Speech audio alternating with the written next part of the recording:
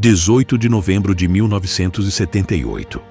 No coração da selva da Guiana, um silêncio sepulcral toma conta de um vilarejo isolado. No chão, centenas de corpos estão espalhados, lado a lado, como se tivessem adormecido em um último ritual. Entre eles, crianças, mulheres e homens, que, até poucas horas atrás, acreditavam estar sob a proteção de um líder iluminado. Mas a verdade era muito mais sombria. O nome por trás desse cenário de horror? Jim Jones. Ele não era apenas um pastor, não era apenas um líder. Ele era um manipulador nato, um mestre da retórica, um homem que transformou promessas de igualdade em um regime de terror absoluto. O que faz centenas de pessoas seguirem cegamente uma única voz. Como um homem foi capaz de convencer uma comunidade inteira a abrir mão da própria vida? E, acima de tudo, como ninguém conseguiu impedir esse desastre anunciado? Essa é a história de Jim Jones e do massacre de Jonestown.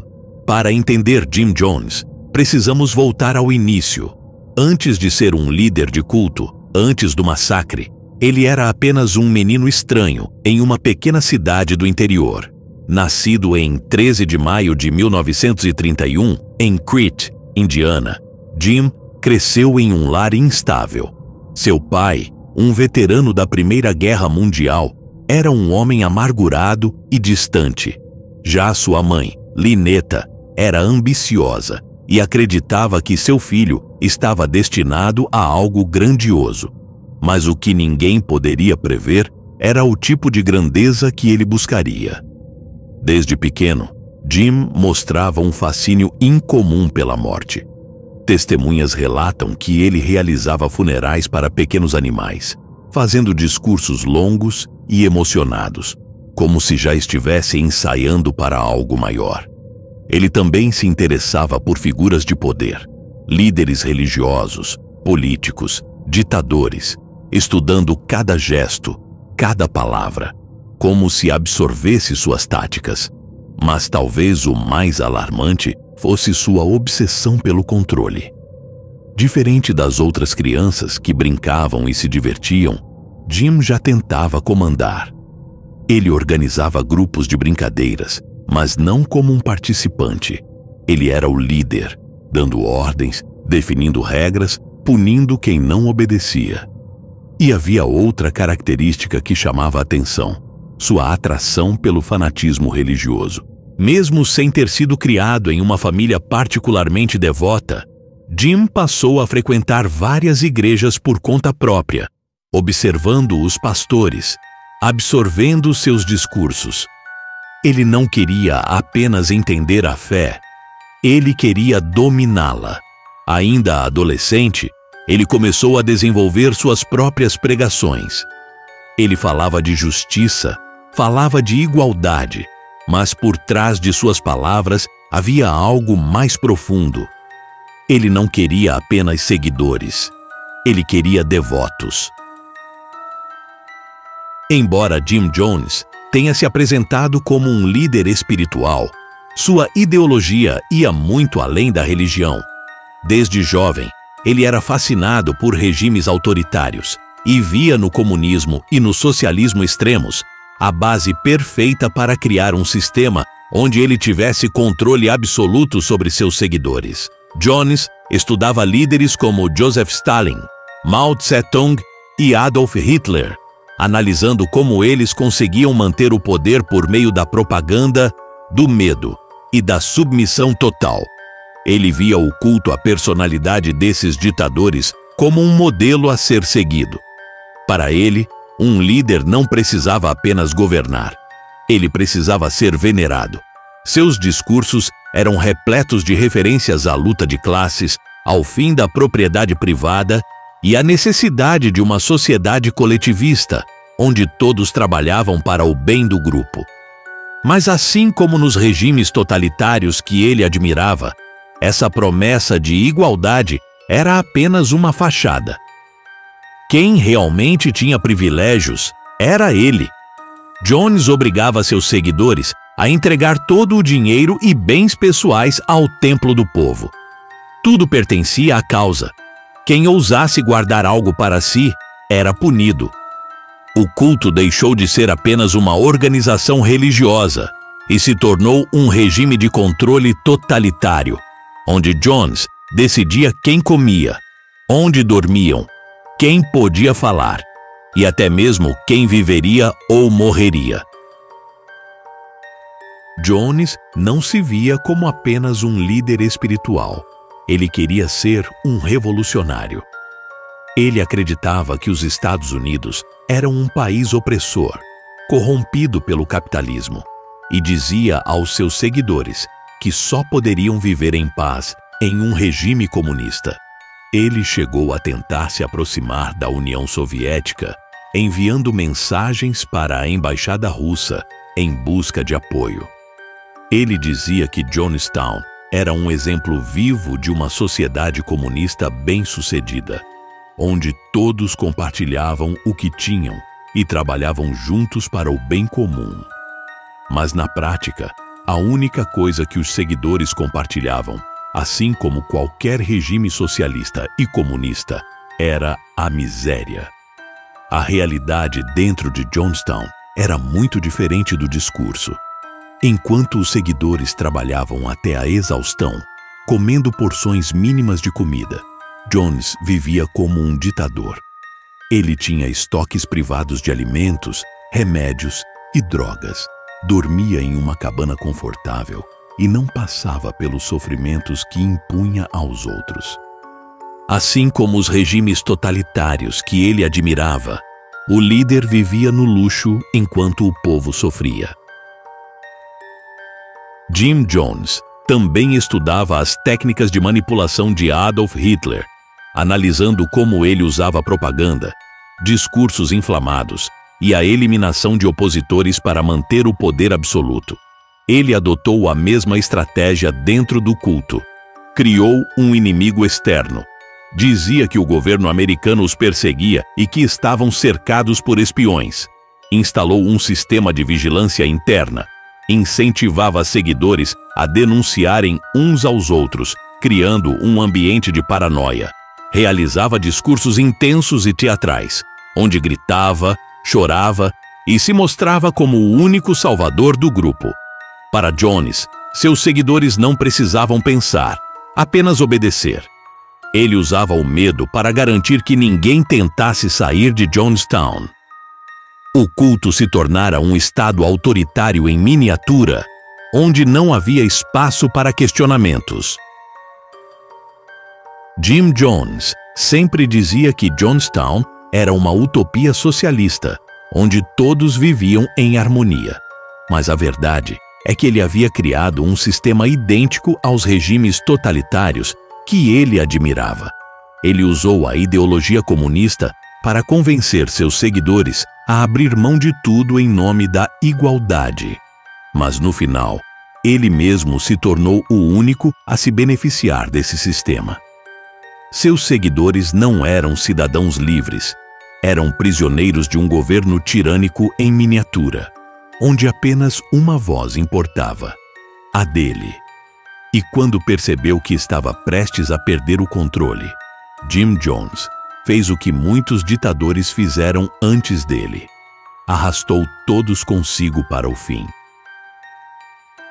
A obsessão de Jim Jones pelo controle e pelo fanatismo religioso o levou a um caminho inevitável: a criação do seu próprio culto. Ele sabia que para comandar pessoas precisava ser mais do que um simples pregador. Ele precisava ser uma figura sagrada, um líder incontestável. Nos anos 50, Jones começou a atrair seguidores com um discurso progressista e revolucionário para a época. Ele pregava sobre igualdade racial, justiça social e um mundo livre das amarras do capitalismo. Em uma América ainda marcada pela segregação, sua igreja, o Templo do Povo, se tornou um refúgio para os marginalizados, negros, pobres, doentes, pessoas que sentiam que não tinham lugar na sociedade. Onde será que já ouvimos esse discurso? Bom, Isso é papo para outro vídeo. Mas havia algo a mais. Jim Jones não apenas discursava, ele encenava milagres. Dizia que tinha o poder da cura, fazia pessoas paralíticas andarem, curava doentes em pleno altar. Mas tudo não passava de uma farsa. Muitas dessas pessoas eram cúmplices, plantadas entre os fiéis para reforçar a ilusão de que ele tinha poderes divinos. E a cada milagre, a fé em Jim Jones crescia. Ele se tornava mais que um pastor. Ele se tornava um profeta. Mas um líder não sobrevive apenas de fé. Ele precisava de lealdade absoluta. E foi assim que Jones começou a implantar um sistema de controle psicológico brutal dentro do templo do povo. Ele convencia seus seguidores de que o mundo externo era perigoso, que os governos estavam contra eles, que qualquer um que questionasse sua liderança era um inimigo.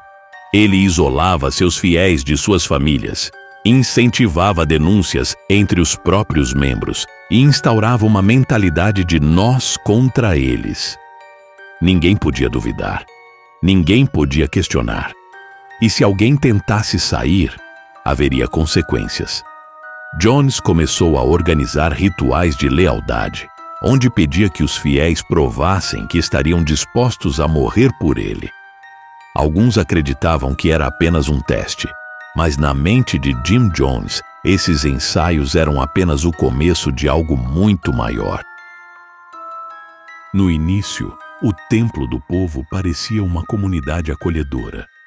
As pessoas se sentiam parte de algo maior, uma verdadeira família espiritual. Mas por trás dos sorrisos e das promessas de igualdade, havia algo muito mais sombrio crescendo nas sombras. Ex-membros relatam que, nos primeiros anos, Jim Jones era carismático, atencioso e até generoso com seus seguidores. Ele ajudava financeiramente os necessitados, organizava distribuições de comida e falava sobre um mundo mais justo. Mas, pouco a pouco, sua verdadeira face começou a aparecer. No começo parecia um líder incrível. Ele dizia que todos éramos irmãos, que deveríamos cuidar uns dos outros. Mas logo percebi que era tudo sobre ele. Ele queria ser adorado. Jones começou a mudar a dinâmica do culto. Ele dizia que Deus não era suficiente, que ele próprio era a única autoridade real. Ele pregava que os seguidores deviam cortar laços com suas famílias e amigos, pois o mundo exterior estava corrompido. Ele também passou a testar a lealdade dos fiéis de maneiras cada vez mais extremas. Alguns membros relataram que eram forçados a assinar documentos falsos confessando crimes que nunca cometeram. Isso garantiria que, caso tentassem deixar o culto, Jones teria material para chantageá-los. Ele dizia que se alguém traísse o templo do povo, seria melhor morrer do que encarar as consequências. Eu ouvi ele dizer isso várias vezes. A violência física começou a ser usada como forma de punição. Quem ousasse questionar a liderança era levado para sessões de humilhação pública. Alguns eram espancados na frente da congregação. Outros eram forçados a confessar pecados inventados, enquanto Jones ria e os insultava. A paranoia de Jim Jones crescia a cada dia. Ele começou a ficar obcecado com a ideia de que o governo dos Estados Unidos estava tentando destruí-lo. Ele alegava que espiões estavam infiltrados na igreja e incentivava os membros a denunciar qualquer um que parecesse suspeito, até mesmo seus próprios amigos e familiares. Eu vi famílias sendo destruídas. Filhos denunciavam os pais, cônjuges denunciavam um ao outro. Jones transformou o templo do povo em um sistema de controle absoluto. O culto já não era mais um refúgio espiritual. Era uma prisão mental. E o pior ainda estava por vir. Com a crescente pressão das autoridades, Jim Jones decidiu que era hora de levar seus seguidores para um lugar onde ele pudesse ter controle total. Um lugar onde ninguém poderia fugir. Esse lugar se chamaria Jonestown. Jonestown, em detalhes. Quando Jim Jones e seus seguidores chegaram à Guiana em 1977, Jonestown foi vendido como um paraíso, um refúgio da opressão do governo dos Estados Unidos. Mas em pouco tempo, os sonhos de liberdade se transformaram em um pesadelo sufocante. O assentamento foi construído no meio da selva densa, isolado de qualquer civilização. Para muitos, aquilo significava um recomeço, mas a realidade era brutal. Jones impôs uma rotina rígida e exaustiva. Os seguidores trabalhavam entre 12 e 16 horas por dia nas plantações, muitas vezes sob um calor escaldante, recebendo apenas porções mínimas de comida. Enquanto ele vivia no conforto de sua cabana particular, com estoque de comida, remédios e drogas, os fiéis mal tinham o que comer. Nós acordávamos antes do amanhecer, trabalhávamos sem parar, comíamos arroz e feijão racionados e às vezes nem isso. Se alguém reclamasse, era punido. Jones começou a restringir tudo: comunicação, deslocamento e até pensamento. Ele instalou alto-falantes por toda a colônia, de onde transmitia suas mensagens o dia inteiro. Sua voz ecoava pela selva, repetindo discursos paranoicos, alertando sobre inimigos invisíveis que estariam conspirando contra eles. O isolamento era total. Nenhuma notícia do mundo exterior chegava até eles. Cartas eram censuradas, ligações proibidas e desertores considerados traidores. Se alguém tentasse fugir ou falasse mal de Jones, os guardas o levavam para uma cela minúscula no meio da selva. Lá, passava dias sem comida, sob um calor sufocante. Algumas punições eram psicológicas. Certo dia, Jones ordenou que um seguidor fosse colocado em um buraco cheio de cobras para testar sua lealdade. Mesmo sabendo que as cobras eram falsas, o terror foi suficiente para quebrar seu espírito. Os castigos não se limitavam aos adultos. Crianças também eram punidas. Algumas eram separadas dos pais e trancadas sozinhas em pequenos espaços escuros, sem comida ou água, para aprenderem a obedecer. Com o tempo, Jones começou a perder o controle de si mesmo. Ele já não era mais o líder carismático do início. Se tornara um homem paranoico, delirante e viciado em drogas. Ele consumia grandes quantidades de tranquilizantes e anfetaminas, o que só aumentava seus delírios. Ele enxergava conspirações em todos os lugares. A CIA estava vindo pegá-los. O governo americano planejava massacrá-los. Suas crises pioravam. Ele aparecia para falar com os seguidores totalmente drogado, com os olhos vidrados, o corpo trêmulo e a voz pastosa. Ele acordava os fiéis no meio da noite, os obrigava a se reunir no salão principal e começava a gritar sobre traição e morte. Jones gritava que íamos morrer, que o governo nos mataria, que precisávamos nos preparar. Todos ficávamos aterrorizados. Era uma lavagem cerebral completa. Não havia mais escapatória. Jones estava preparando Jonestown para algo muito pior. A paranoia dele já tinha um nome: suicídio revolucionário. E o dia do julgamento final estava cada vez mais próximo. A ideia de que Jonestown terminaria em um banho de sangue não surgiu do nada.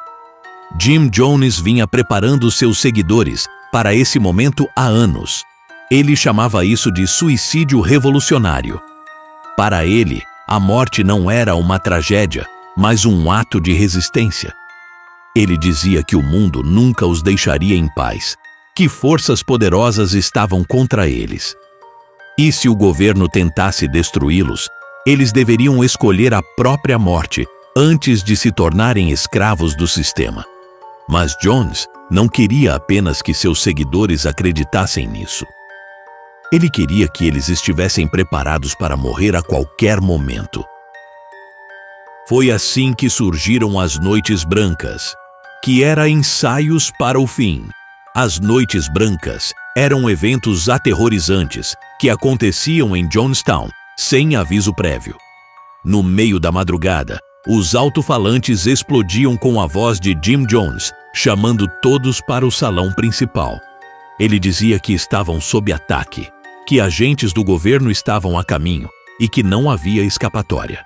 Os seguidores corriam assustados, muitos segurando seus filhos nos braços.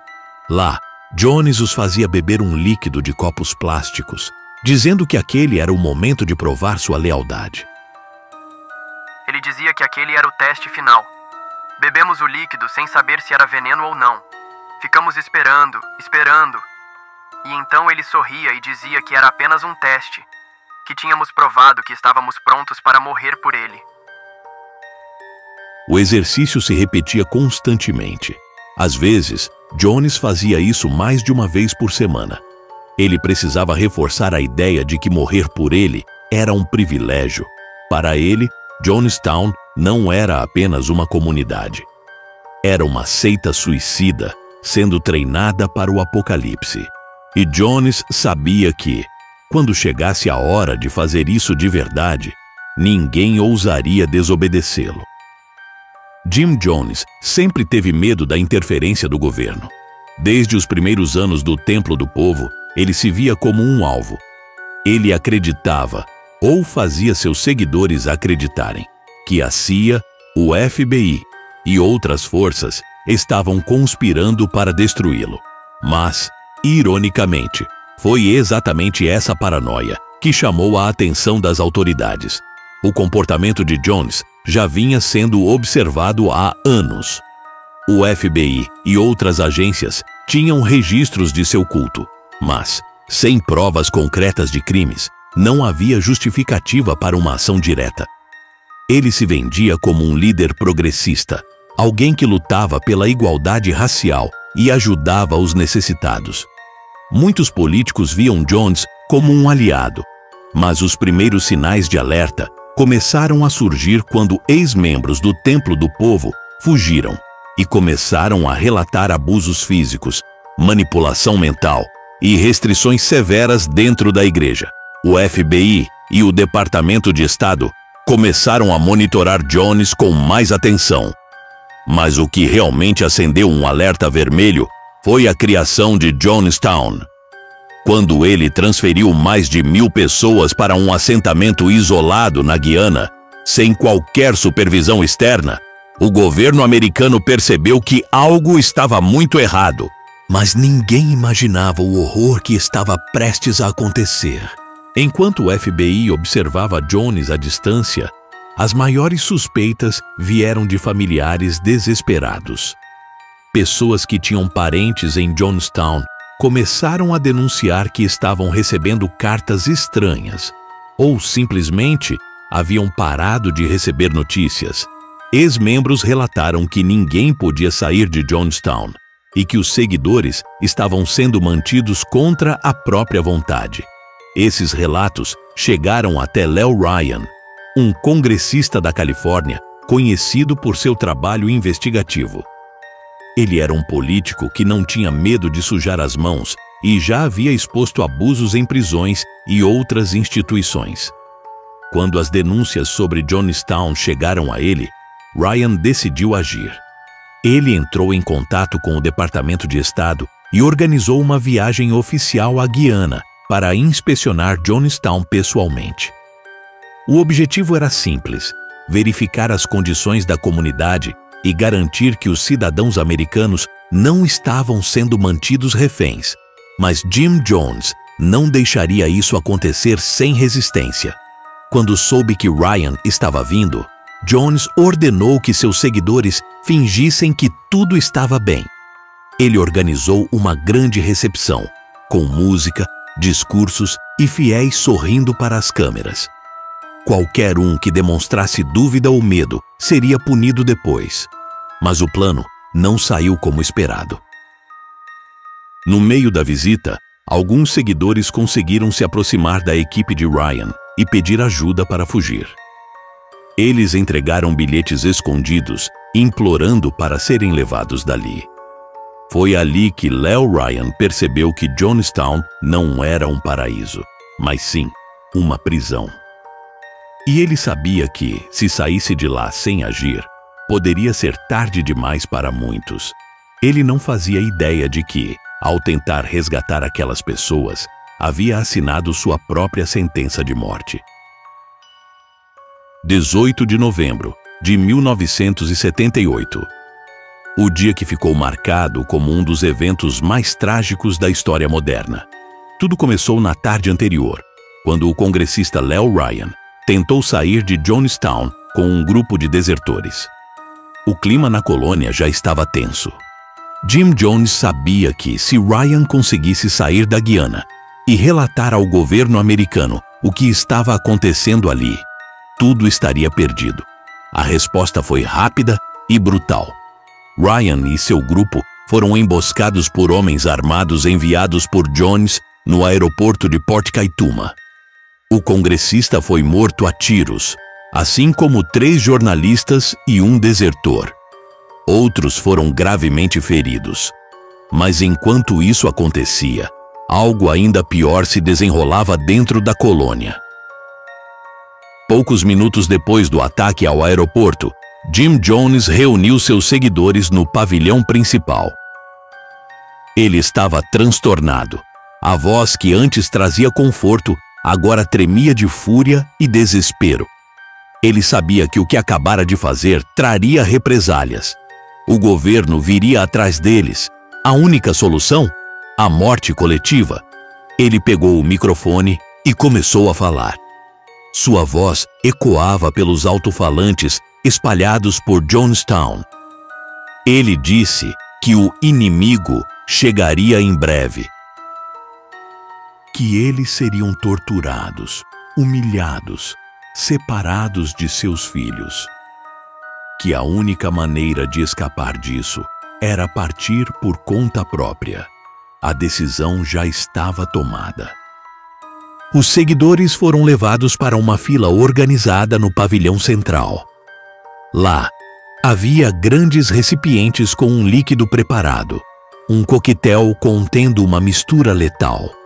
Os primeiros a serem levados foram as crianças. Elas receberam a substância diretamente na boca, administrada por membros do próprio culto.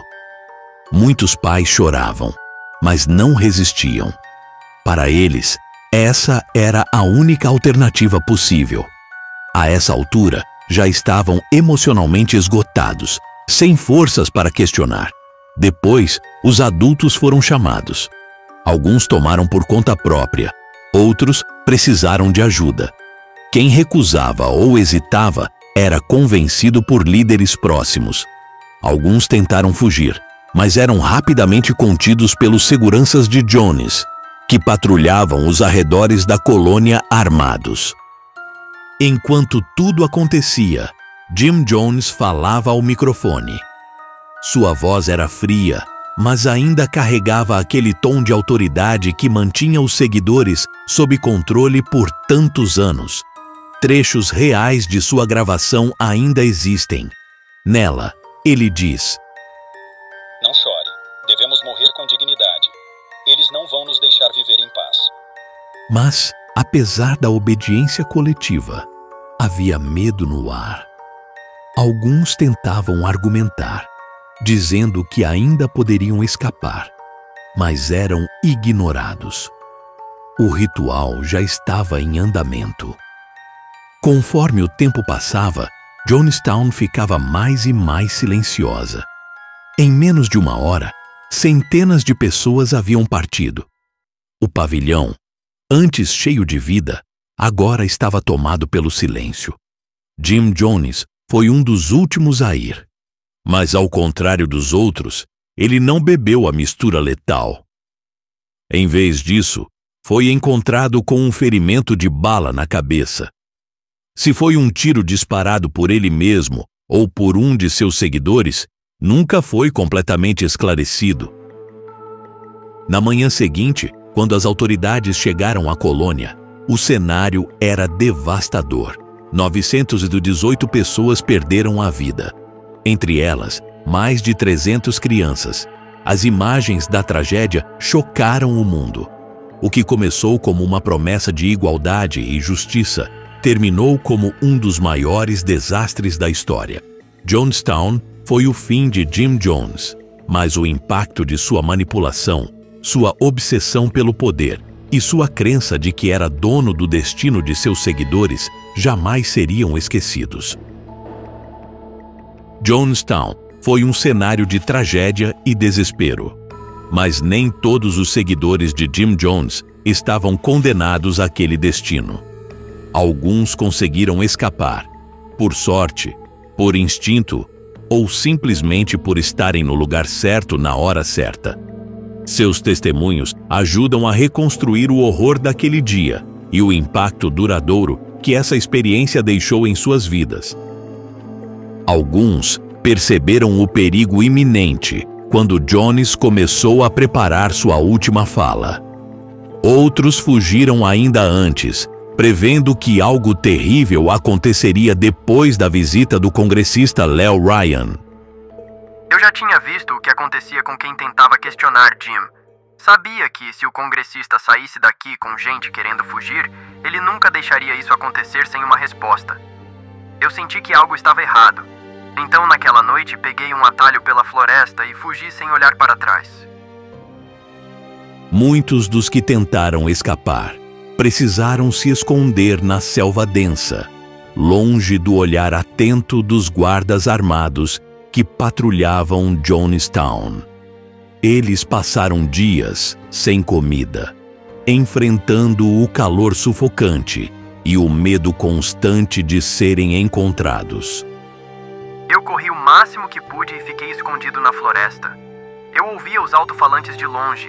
Ouvi quando ele anunciou que devíamos nos preparar para partir deste mundo. Ouvi os gritos e então o silêncio. Eu não voltei para olhar. Outros sobreviveram porque não estavam em Jonestown no dia do massacre. Um pequeno grupo de fiéis havia sido enviado para fazer compras em uma cidade próxima e só soube da tragédia quando voltaram e encontraram o local completamente devastado. Quando voltamos, Jonestown estava em silêncio. Não havia ninguém nas plantações, nenhuma criança brincando. O lugar estava morto. Foi então que vimos os corpos. Todos estavam lá, deitados lado a lado. Eu caí no chão e comecei a chorar. Não conseguia acreditar no que via. Enquanto Jonestown se tornava um túmulo a céu aberto, o impacto da tragédia se espalhava pelo mundo. Centenas de famílias nos Estados Unidos receberam a notícia devastadora de que seus entes queridos haviam partido. Muitos familiares já vinham tentando alertar as autoridades sobre os abusos dentro da seita, mas ninguém havia conseguido deter Jim Jones a tempo.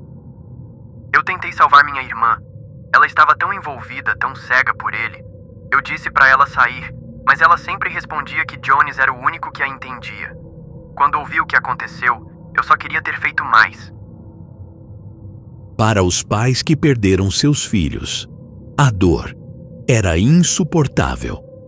Mais de 300 crianças estavam entre as vítimas do massacre, forçadas a ingerir o veneno, enquanto seus pais assistiam, impotentes. Eu confiava na minha irmã para cuidar do meu sobrinho. Ela o levou para Jonestown porque acreditava que estava fazendo o certo. Mas quando vi as fotos, vi o corpinho dele ali. Eu soube que ela nunca teve escolha. Ela foi enganada, manipulada até o fim. Para os poucos que escaparam, sobreviver não significava se livrar do trauma. Muitos passaram anos lutando contra pesadelos, depressão e culpa. Eu me perguntei por muito tempo, por que eu sobrevivi e eles não? Eu deveria ter feito mais? Eu deveria ter tentado impedir? Mas ninguém podia impedir Jim Jones. Ele tinha o controle total de todos nós. Outros relatam a dificuldade de reconstruir suas vidas. Após passarem anos em um ambiente onde eram proibidos de pensar por si mesmos, muitos tiveram dificuldades para se reintegrar à sociedade. Quando saí, eu não sabia como viver no mundo real. Eu não sabia tomar decisões, não sabia em quem confiar. Jim Jones tirou de nós até a nossa capacidade de sermos pessoas normais. Mas, apesar do peso emocional, os sobreviventes continuaram compartilhando suas histórias. Para eles, falar sobre Jonestown não é apenas reviver um trauma, mas um alerta para que tragédias como essa nunca mais aconteçam. O massacre de Jonestown não foi apenas um evento trágico. Foi uma demonstração do poder destrutivo da manipulação, do fanatismo e da obediência cega. Os relatos dos sobreviventes e das famílias que perderam seus entes queridos servem como uma lembrança amarga do que pode acontecer quando um homem ganha controle absoluto sobre as mentes e corações de centenas de pessoas. E até hoje, Jonestown continua sendo um dos maiores exemplos dos perigos de cultos e do abuso de poder, seja por meio de religião ou regimes totalitários. Se esse vídeo te trouxe reflexão, não esqueça de deixar seu like e compartilhar sua opinião nos comentários. Sua participação é fundamental para que mais pessoas conheçam essa história e tirem suas próprias lições. E se você gosta de conteúdos investigativos e históricos como este, inscreva-se no canal e ative as notificações para não perder os próximos vídeos. Muito obrigado por acompanhar até aqui. Nos vemos no próximo vídeo.